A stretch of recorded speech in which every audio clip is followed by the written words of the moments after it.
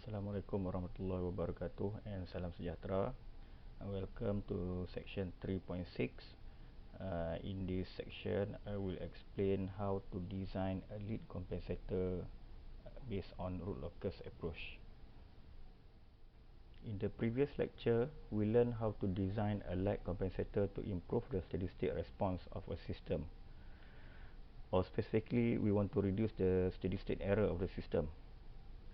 So in contrast to the lag compensator, lead compensator actually is used to improve the transient response of the system. Here, improving the transient response means that we want to reduce the overshoot, or we want to minimize the peak time or settling time of the system. In order to achieve this objective, a device called lead compensator is introduced to the system. So in this lecture, I will focus on how we can insert this device, or how we can design an appropriate lead compensator in cascade with the forward transfer function.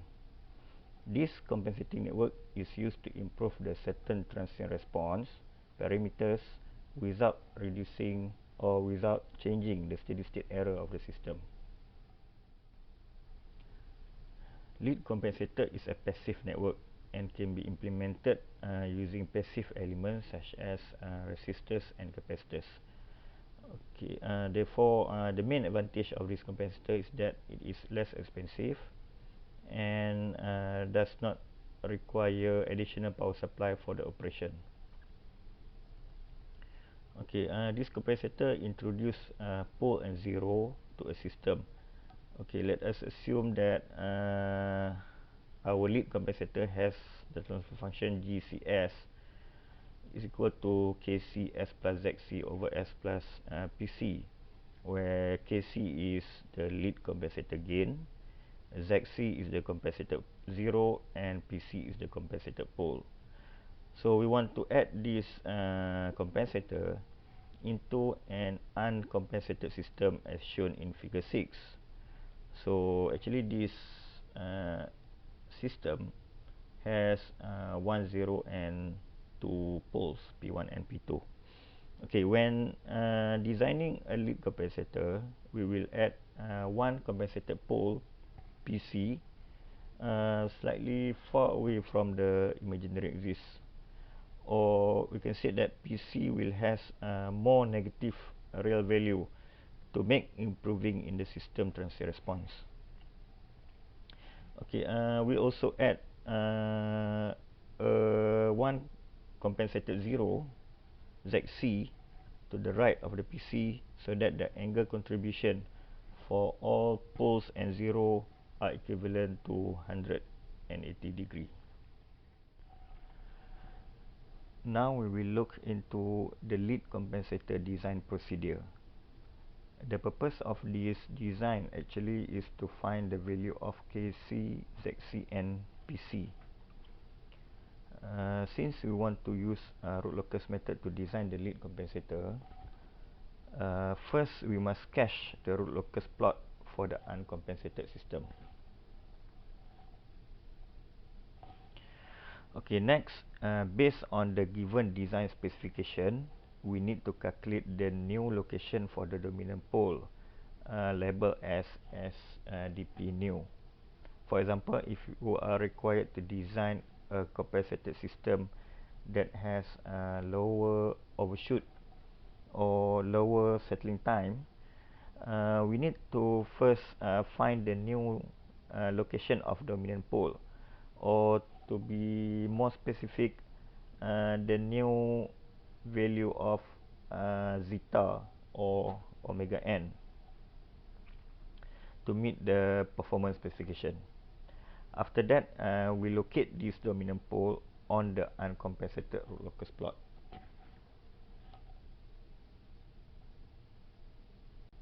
Okay, the third step is to determine the angle alpha and beta. Okay, assume that our lead compensator system transfer function is given by Kc S plus Zc over S plus Pc. Okay, to obtain the alpha and beta, we may first draw a straight line passing through the dominant pole as dp. The line is denoted as AP.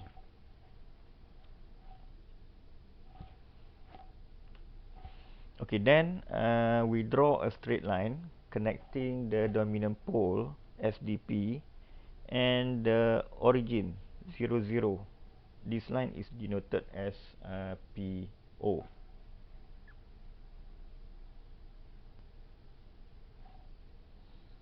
Okay, then draw a straight line that divide angle between APO into 2. The line is named as PB. Label the angle between APB and BPO as beta. Okay, then draw two lines from P to PC and P to ZC and label the angle as alpha. To find alpha, we need to calculate the difference between angle of compensator 0 theta ZC and pole theta PC. To find this, we can use the root locus phase criterion and find the algebraic sum of angles draw from the zeros and poles to the dominant pole. From the value, we can obtain alpha from theta ZC minus theta PC over 2. Okay, to find beta, we need to determine the angle between origin 0, 0 and the dominant pole, denoted as theta zeta. If you are given the damping ratio, so you can easily determine the theta zeta using this equation. Theta zeta is equal to 180 degree minus arc cos zeta. Finally, the beta can be determined by using this equation. Beta is equal to theta zeta over 2.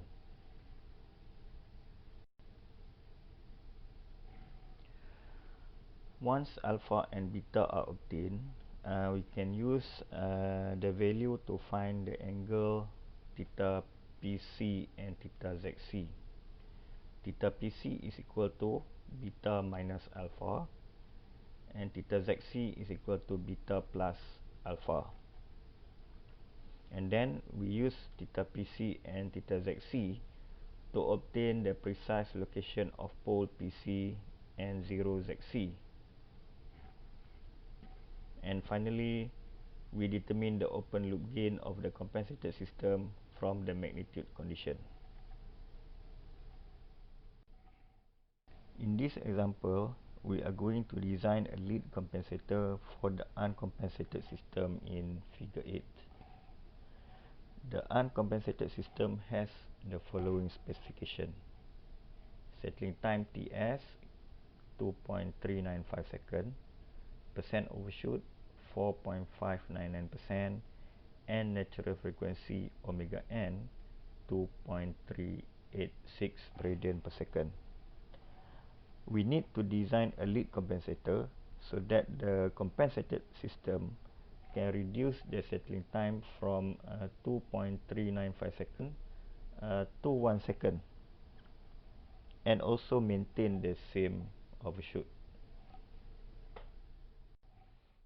Okay, first we must cache the root locus for the uncompensated system. So the system actually has two poles at -2 and one pole at -6. So this is the root locus cache for the system.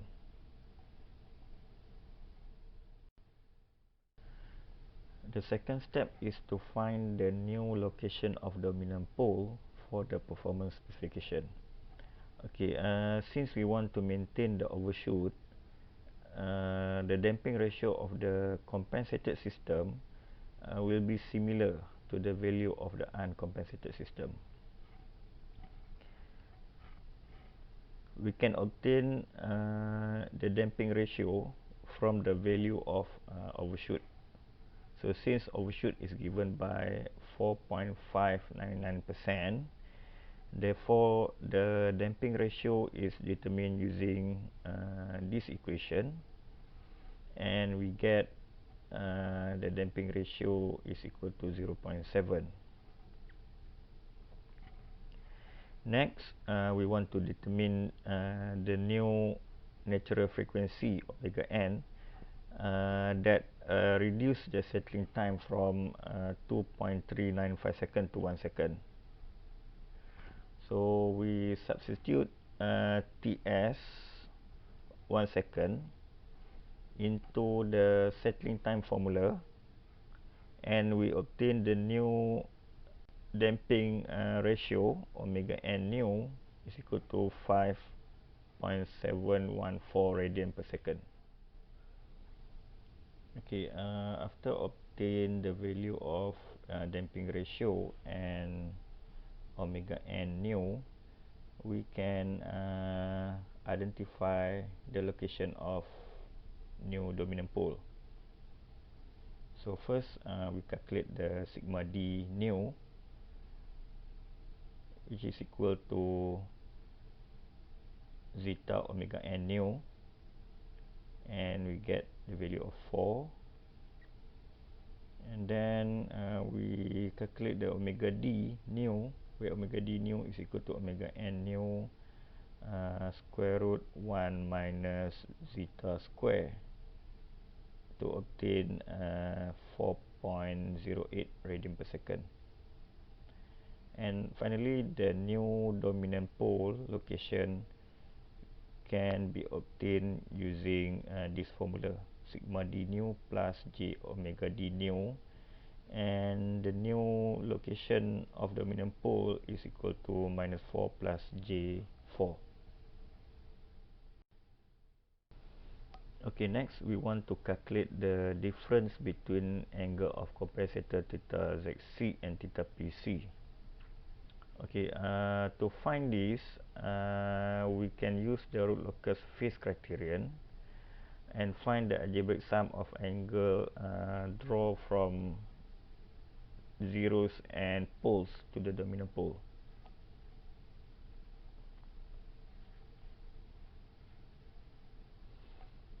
Okay, after calculating theta 1, theta 2 and theta 3, we substitute these values into this equation.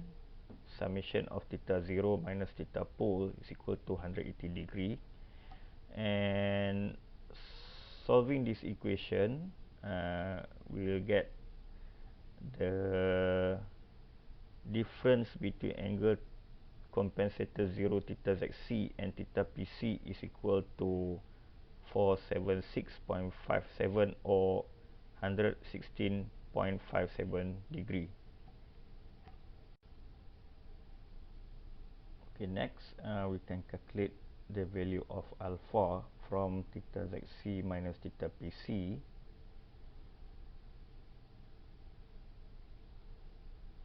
And we can obtain the value of theta zeta from the damping ratio. From theta zeta, then we can calculate the value of beta, which is equal to theta zeta over 2, and we get the value of beta 67.21 degree. Once we obtain the value of alpha and beta, next we want to determine the value of theta pc and theta zc. So theta pc can be obtained from beta minus alpha, which is equal to 8.92 degree, and theta zc is equal to beta plus alpha, which is equal to 155.5 degree. and then we can obtain the precise location of PC and 0ZC from theta PC and ZC using trigonometry. So the location of PC is equal to minus 29.49, and the location of ZC is equal to negative 1.15.